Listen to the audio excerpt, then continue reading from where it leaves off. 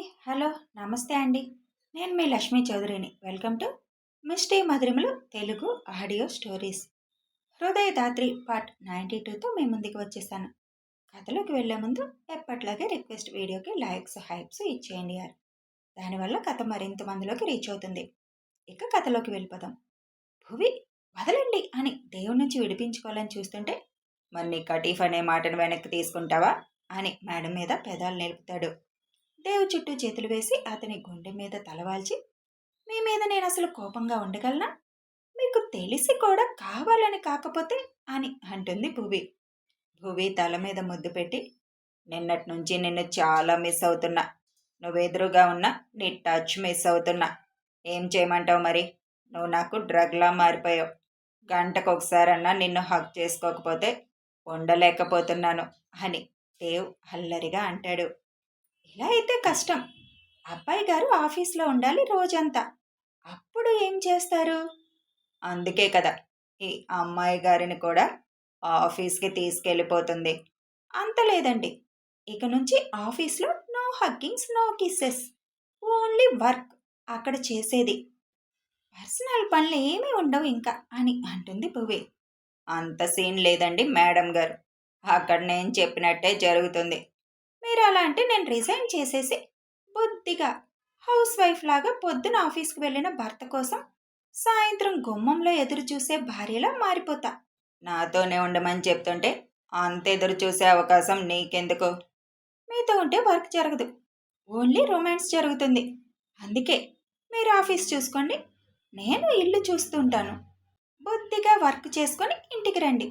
మీకోసం ఎదురు చూసి మీరు రాగానే మీకు కావాల్సింది అందిస్తూ ఉంటాను. ఇది బాగుంది కదా డీల్ అని నవ్వుతూ అంటుంది భువి. దేవ్ చుట్టూ ఒకసారి చూసి భువిని గట్టిగా తనలో అదుముకొని పెదాలు అందుకుంటాడు.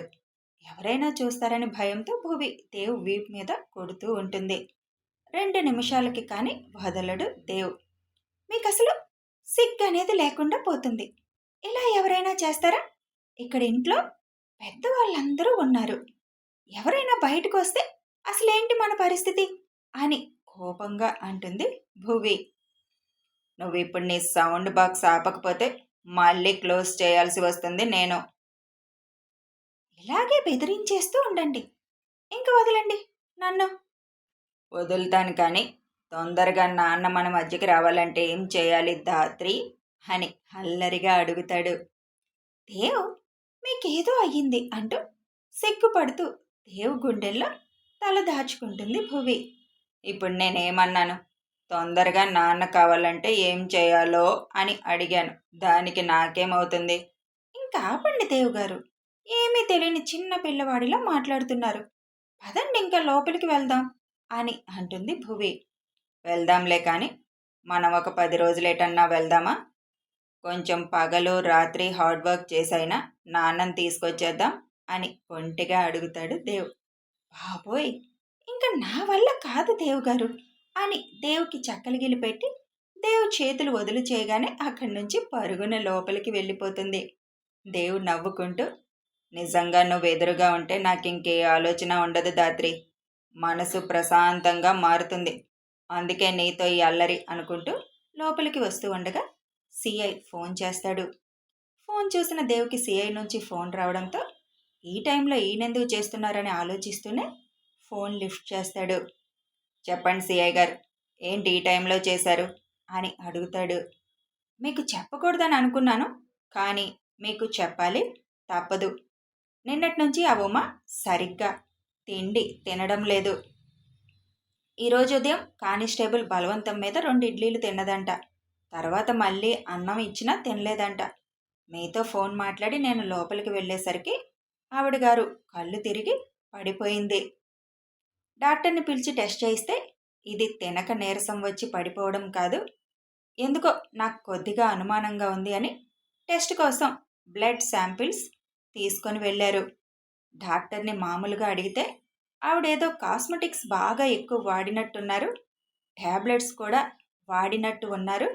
ఆవిడ కళ్ళు తిరిగి పడిపోయినా ఒళ్ళు చల్లపడకూడదు, కానీ ఒళ్ళు కూడా చల్లబడింది. బాడీలో ఏదో వ్యాధి ఉందని అనిపిస్తుంది. క్లియర్గా ఈ రిపోర్ట్స్ వచ్చాక నేను చెప్పగలను అని డాక్టర్ అన్నారు. జస్ట్ ఇప్పుడే ఫోన్ చేశారు డాక్టర్.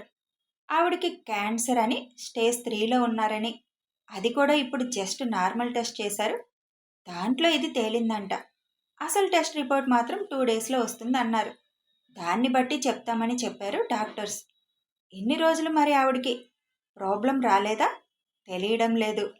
ఒకవేళ అదే కనుక జరిగితే ఆవిడ ట్రీట్మెంట్ పేరుతో బయటికి వచ్చే అవకాశం ఉంది. కోర్టు కూడా కన్సిడర్ చేస్తుంది దాన్ని. అది మీకు ఒకసారి చెప్పాలి కదా, అందుకే ముందుగానే మీకు రిపోర్ట్ చేస్తున్నాను అంటారు సిఐ. ఓకే సార్, ఆవిడ చేసిన పాపాలకి ఏం జరిగినా అది చిన్న శిక్ష మాత్రమే అవుతుంది. ఒకవేళ అదే నిజమైతే ఇప్పుడు తెలుస్తుంది ఆవిడికి తను చేసిన తప్పులు ఏమిటో అన్నది. ఆ దేవుడికి కూడా తెలుసు అనుకుంటా. ఆవిడ మొహం చూడాలంటేనే నాకు నచ్చదని. అందుకే ఆయనే శిక్ష వేస్తున్నట్టున్నారు.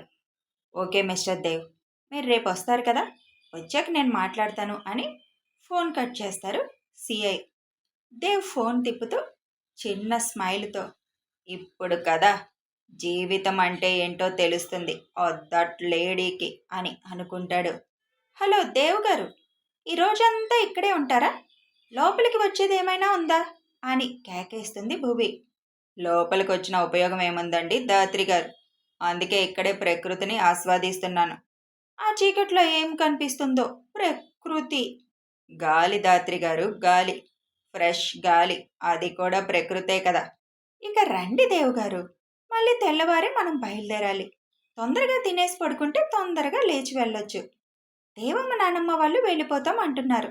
రండి లోపలికి మీరు ముందు అని కోపంగా అంటుంది భువి.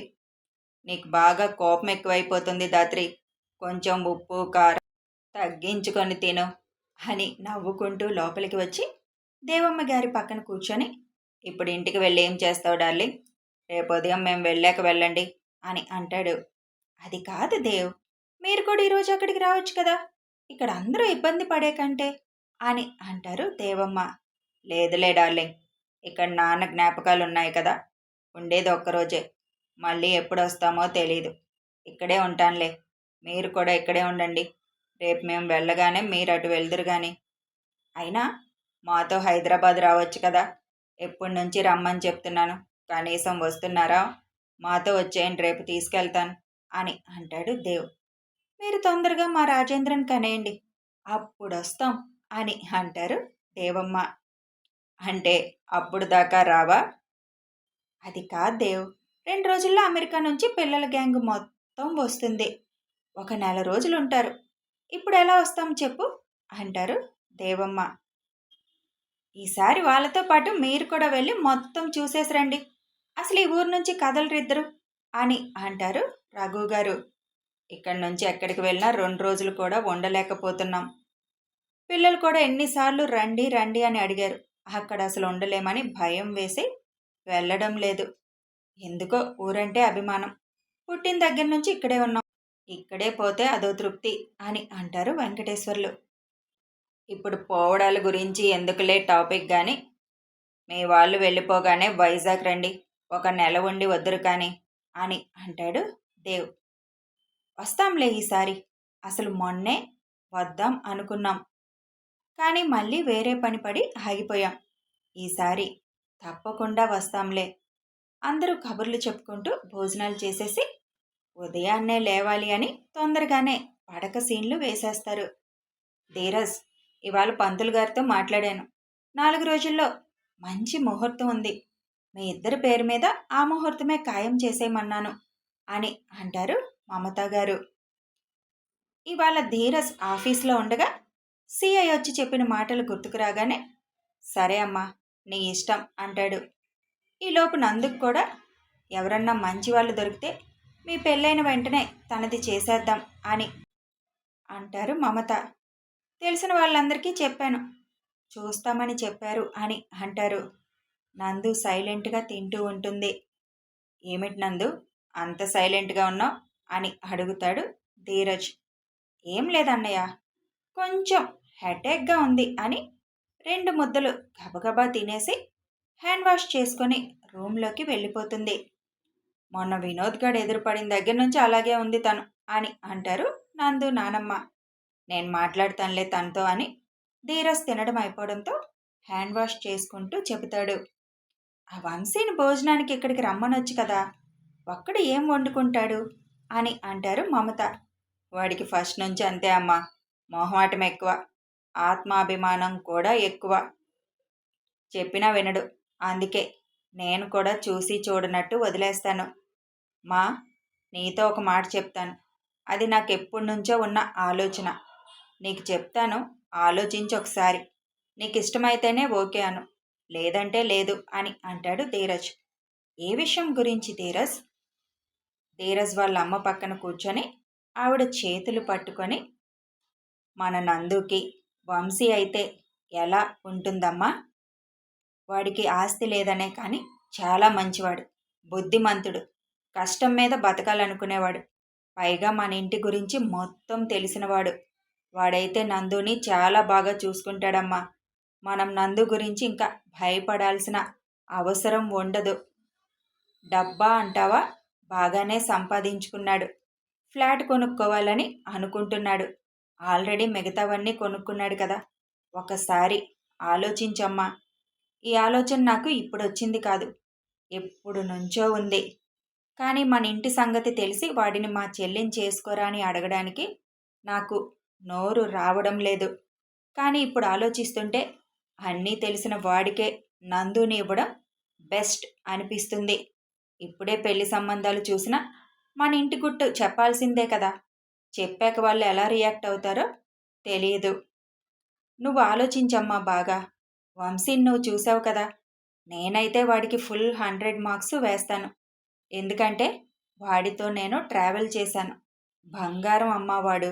ఒక్కోసారి నాకే సలహాలు ఇస్తూ ఉంటాడు వాడు. అలాంటి వాడి చేతిలో పడితే నందు గురించి మనం ఇంకా తిరిగి చూడనవసరం లేదు. మన ముందే ఉంటుంది నందు కూడా. నువ్వు నానమ్మ బాగా ఆలోచించుకోండి.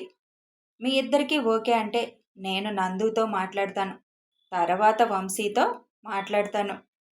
మీరందరూ ఇష్టపడిన ఆ రాస్కెల్ గాడు అంత తొందరగా ఒప్పుకోడు. వాడిని ఒప్పించాలంటే నాకు పెద్ద టాస్క్ అని నవ్వుతూ అంటూ, మన ఆస్తులు అంతస్తులు చూసి వాడు ఒప్పుకోడు అంత తొందరగా. ముందు ఆలోచించి మీ నిర్ణయం చెప్పండి అని చెప్పి ధీరజ్ తన రూమ్కి వెళ్ళిపోతాడు. పైకి వెళ్ళిన నందు బాల్కనీలో కూర్చొని ఆలోచిస్తూ ఉంటుంది. వాళ్ళ అన్నయ్య ఫోన్లో మాట్లాడినప్పుడల్లా వంశీ నన్ను చూసుకుంటున్నాడు, వంశీ ఇలా అన్నాడు అని చెప్తూ ఉండడంతో వంశీ మీద ఒక ఇంట్రెస్ట్ ఏర్పడింది నందుకి. తర్వాత వీడియో కాల్లో అప్పుడప్పుడు చూస్తూ వంశీ మీద ప్రేమ పెంచుకుంది నందు. అది తన మనసులోనే దాచుకుంది. వంశీ ఇప్పుడు ఎదురుగా వచ్చేసరికి ఆ ప్రేమ ఇంకొంచెం పెరిగింది నందుకి. కానీ వంశీతో ఎక్కువ చనువు లేదు. వంశీ కూడా తనతో పెద్దగా మాట్లాడకపోవడం, తను మాట్లాడాలి అని చూసినా అవాయిడ్ చేస్తూ ఉండడం నందుకి కొద్దిగా బాధగా అనిపించింది. పైగా తమ ఇంటి విషయాల వల్ల వంశీ వాళ్ళ గురించి ఏమనుకుంటున్నాడు అని భయం చిన్నది ఉండేది. ఇప్పుడు ఆ భయం లేకపోయినా చెప్పాలంటే ధైర్యం చాలట్లేదు నందుకి.